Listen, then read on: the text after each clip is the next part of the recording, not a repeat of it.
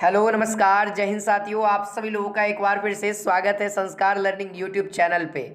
तो दोस्तों आज हम लोग बिहार आईटीआई के प्रीवियस ईयर जीके के महत्वपूर्ण सवाल को करने वाले हैं, क्योंकि प्रीवियस ईयर सर बहुत ही ज़्यादा इंपॉर्टेंट है आपके एग्जाम के लिए। अगर आप लोग बिहार आईटीआई प्रवेश परीक्षा 2023 की अगर तैयारी कर रहे हैं तो हम लोग दोस्तों पर डे आपको यहाँ पे सामान्य ज्ञान के पहले कंप्लीट प्रीवियस ईयर क्वेश्चन को डालेंगे, फिर मैथमेटिक्स के वीडियोस को डालेंगे, साथ ही साथ दोस्तों आपको साइंस के वीडियोस को भी इसी चैनल पे मिलेगा। तो अगर आप चैनल पे नए हैं, पहली बार है, तो आप सभी लोग दोस्तों इस चैनल को सब्सक्राइब कर लीजिए। साथ ही साथ आप हमारे टेलीग्राम चैनल से जुड़ जाइए, क्योंकि यहाँ पे आपको प्रत्येक क्लास का पीडीएफ आपको दे दिया जाएगा। ठीक है, तो चलिए आज का पहला क्वेश्चन आपके स्क्रीन पे आ रहा है। ठीक है, ये सवाल 2021 में पूछा हुआ सवाल है। कहता है कि निम्नलिखित में से भारत का राष्ट्रीय पेड़ यानी कि वृक्ष कौन सा है। ऑप्शन ए कहता है पीपल, ऑप्शन बी है आम, ऑप्शन सी है अशोक और ऑप्शन डी है बरगद। तो ध्यान रहे दोस्तों, इसका आंसर आप सभी लोग को पता है, यहाँ पे क्या आंसर हो जाएगा, बरगद हो जाएगा। ठीक है, बरगद है ना, इसको हम लोग वट या है ना वट भी कहते हैं या बर भी कहते हैं। ठीक है, अगर बिहार का पूछेगा तब दोस्तों बिहार का राजकीय वृक्ष या पेड़ तो याद रखना है पीपल होता है। ठीक है, चलिए आगे बढ़ते हैं। अगला यहाँ पे सवाल यहाँ पे कहता है, दूसरा नंबर सवाल, झूलन गोस्वामी को निम्न में से किस खेल में अवार्ड दिया गया। ये भी आपके 2021 के एग्जाम में पूछा गया सवाल है। तो ये सारे सवाल आपके एग्जाम में पूछे गए हैं और किसी न किसी एग्जाम में पूछे गए हैं, चाहे 2021 में, 20 में, 19 में, और लगातार हम लोग दोस्तों 10 तक के प्रश्न को करेंगे। तो आप सभी लोग लाइक और शेयर कर दीजिएगा इस वीडियो को अपने दोस्तों के बीच में। देखिए झूलन गोस्वामी को दोस्तों याद रखिएगा क्रिकेट के क्षेत्र में, है ना, क्रिकेट के क्षेत्र में यहाँ पे क्या दिया गया दोस्तों, अवार्ड दिया गया है। ठीक है, क्रिकेट के क्षेत्र में। अगला सवाल है, कहता है क्वेश्चन नंबर यहाँ पे तीसरा, कि भारत की प्रथम महिला फिल्म अभिनेत्री जिन्हें प्रथम फिल्म फेयर पुरस्कार दिया गया यानी नवाजा गया, है ना, नरगिस दत्त, कृषि सेनन, हीरोपंती, मीना कुमारी, नूतन। तो इसका आंसर सबको पता है सर, मीना कुमारी इसका आंसर हो जाएगा, जिनको फिल्म फेयर पुरस्कार सबसे पहले दिया गया था। अगला सवाल है कि मॉडवेट है, मॉडवेट क्या है दोस्तों, मॉडवेट क्या था, उत्पाद कर, आयकर, बिक्री कर या इनमें से कोई नहीं। तो मॉडवेट क्या है दोस्तों, एक प्रकार का टैक्स है और यह टैक्स है दोस्तों प्रोडक्ट टैक्स है ना, उत्पाद कर है। ठीक है, जब किसी प्रोडक्ट को हम लोग बनाते हैं तो वहाँ पे जो टैक्स लगता है उसको हम लोग मोड टैक्स कहते हैं, है ना, मॉडवेट टैक्स है। अगला सवाल है दोस्तों, क्वेश्चन नंबर यहाँ पे 5 नंबर सवाल यहाँ पे कहता है, प्रसिद्ध खजुराहो की गुफाएं स्थित है, प्रसिद्ध खजुराहो की गुफाएं स्थित है मध्य प्रदेश में, महाराष्ट्र में, राजस्थान में, छत्तीसगढ़ में।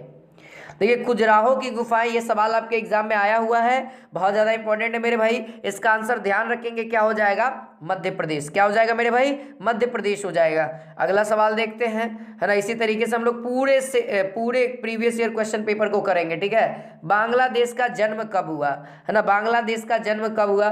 तो यहाँ पे आंसर क्या हो जाएगा, 1947, 1971, 1950, 1977। आई होप इसका आंसर आप सभी लोग कमेंट सेक्शन में बताइए। ठीक है, तो इसका आंसर आप सभी लोग ध्यान रखेंगे, 1971 ईस्वी में बांग्लादेश का जन्म हुआ था। ठीक है, अगला सवाल, क्वेश्चन नंबर यहाँ पे 6 नंबर सवाल कहता है कि निम्न में से किस महान व्यक्ति को बाबूजी उपनाम से पुकारा जाता है ना, बाबूजी के नाम से किसे पुकारा जाता है, जगजीवन राम, मोरारजी देसाई, अनुग्रह नारायण सिंह, चौधरी चरण सिंह। ध्यान रहे दोस्तों, आपके एग्जाम में सवाल क्या कहा है, बाबूजी। अगर आप लोगों को एग्जाम में बापूजी आए तो महात्मा गांधी को मारना है ना, बापूजी के नाम से महात्मा गांधी जी को हमारे राष्ट्रपिता को कहा जाता है। और दोस्तों बाबूजी को, है ना, बाबूजी के नाम से जगजीवन राम को बुलाया जाता है। किनको, जगजीवन राम को, एक महान व्यक्ति हैं जो कि बाबूजी का उपनाम दिया गया था इनको। अगला सवाल है, सर्वप्रथम बैंकों का, है ना, राष्ट्रीय एकीकरण, है ना, राष्ट्रीयकरण कब किया गया, है ना, सर्वप्रथम बैंकों का राष्ट्रीयकरण कब किया गया। बहुत इंपॉर्टेंट सवाल है और ये एग्जाम में पूछा हुआ है और इस बार भी आने की चांसेस बन जाती है। तो सर्वप्रथम बैंकों का राष्ट्रीयकरण जो है वह दोस्तों याद रखेंगे 1969 में हुआ था। कितना में, 1969 में किया गया था। अगला सवाल देखिए, अगला सवाल यहाँ पे कहता है बाजार नियंत्रण प्रणाली किसने प्रारंभ की? बाजार नियंत्रण प्रणाली किसने प्रारंभ की? औरंगजेब, अलाउद्दीन खिलजी, चंद्रगुप्त मौर्य, शाहजहां। ध्यान दीजिएगा, एक ही को लिखिएगा, यहाँ पे थोड़ा सा टाइपिंग मिस्टेक है, शाहजहां। ठीक है, इसका आंसर क्या हो जाएगा मेरे भाई? ध्यान रखेंगे सभी विद्यार्थी, अलाउद्दीन खिलजी के द्वारा दोस्तों, है ना, बाजार नियंत्रण प्रणाली को बनाया गया था। ठीक है, ध्यान रखिएगा, अलाउद्दीन खिलजी के द्वारा स्टार्ट किया गया था। अगला सवाल है हर्षवर्धन, हर्षवर्धन के शासन काल में भारत कौन आया था? जब हर्षवर्धन शासन कर रहा था तो उस समय कौन सा यात्री यहाँ पे भारत में आया था? Fahien, Hiuen Tsang, Lord Dalhousie, Hitler. I hope आप लोग को इसका आंसर पता होगा, है ना। यहाँ पे हेन स्यांग होगा जो कि चीनी यात्री था सर, हेन स्यांग, है ना। हेन स्यांग जो है वो हर्षवर्धन के शासनकाल में आए थे और इन्होंने पूरे भारत को अच्छे तरीके से भारत का यात्रा किया और इन्होंने यात्रा वृत्तांत भी लिखा अपनी भारत के बारे में। चलिए अगला सवाल है दोस्तों कि लैंगून क्या है? एक तालाब है, एक छिछला झील है, एक झरना है, एक जलप्रपात है। तो ये भी सवाल आपके एग्जाम में पूछा हुआ है, तो याद रखिएगा लैंगून एक प्रकार का झील है। क्या है? एक प्रकार का झील है। अगला सवाल आप सभी के बीच में है, क्वेश्चन नंबर यहाँ पे 12 नंबर सवाल कहता है सर्वप्रथम देश ने महिलाओं को मतदान करने का अधिकार प्रदान किया। सर्वप्रथम किस देश ने महिलाओं को मतदान करने का अधिकार सबसे पहले प्रदान किया? रूस, अमेरिका, ब्राज़ील या न्यूजीलैंड। अब बताइए इसमें से कौन सा करेक्ट आंसर होगा? देखिए, महिलाओं को वोट देने का जो अधिकार प्रदान हुआ सबसे पहले वह हुआ था न्यूजीलैंड में, है ना। ध्यान दीजिएगा, न्यूजीलैंड देश में सबसे पहले महिलाओं को वोट देने का अधिकार मिला, फिर उसके बाद सभी जगह धीरे धीरे लागू होता चला गया। अगला सवाल आप सभी के बीच में है, क्वेश्चन नंबर यहाँ पे 13 कहता है विश्व का सबसे बड़ा महाद्वीप है। विश्व का सबसे बड़ा महाद्वीप अफ्रीका, एशिया, उत्तरी अमेरिका, दक्षिणी अमेरिका। हाँ जी, विश्व का सबसे बड़ा महाद्वीप की बात करेंगे तो एशिया हो जाएगा और भारत भी एशिया के अंदर आता है। बात क्लियर है, बहुत सारे देश एशिया के अंदर आते हैं, है ना। महाद्वीप एक है और एक देश है। चलिए अगला नंबर सवाल है, क्वेश्चन नंबर 14 कहता है भारत के महान योद्धा पृथ्वीराज चौहान की हत्या किसने की? मुहम्मद गौरी, महमूद गजनी, कुतुबुद्दीन ऐबक, नसरुद्दीन महमूद। भारत के महान योद्धा पृथ्वीराज चौहान की हत्या दोस्तों किसने की थी? तो आई होप आप सभी को मालूम होगा, मुहम्मद गौरी ने किया था ना। गौरी से इनका लड़ाई हो गया था, ठीक है। और इनकी जो प्रेमिका थी उनके पिता जो थे, है ना, जय कुछ नाम था, और उन्हीं के साथ क्या हो गया था? लड़ाई हुआ था। और ये दोनों मिल करके क्या हुआ था दोस्तों?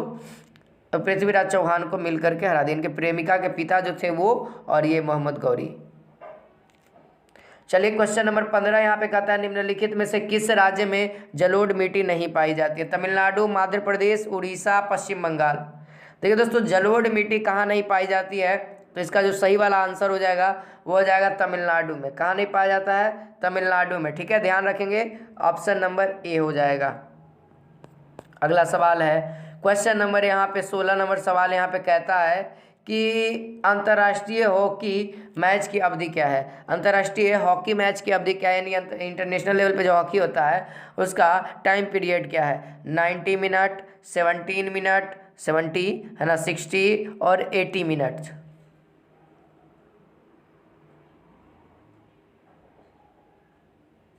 देखिए दोस्तों, अंतर्राष्ट्रीय हॉकी मैच की जो अवधि होती है वो कितना होता है? तो 70 मिनट का होता है। कितना मिनट का होता है? 70 मिनट का, है ना, अंतर्राष्ट्रीय हॉकी क्रिकेट मैच होता है।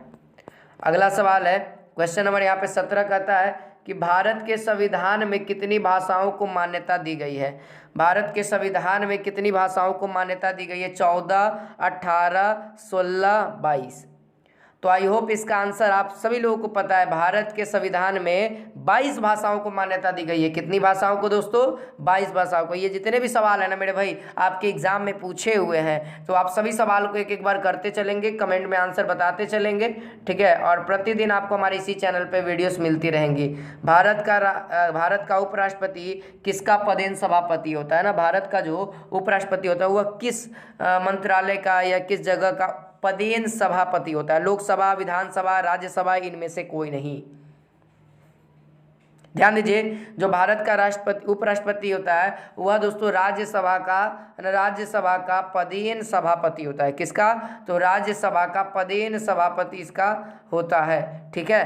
अगला सवाल आप सभी के बीच में है, क्वेश्चन नंबर यहाँ पे 19 नंबर सवाल यहाँ पे कहता है, आज़ाद हिंद फौज की स्थापना किसने की थी? चंद्रशेखर आज़ाद, सुभाष चंद्र बोस, भगत सिंह या इनमें से कोई नहीं। ध्यान दीजिए, आज़ाद हिंद फौज की स्थापना से रिलेटेड सवाल यहाँ पे पूछा गया है।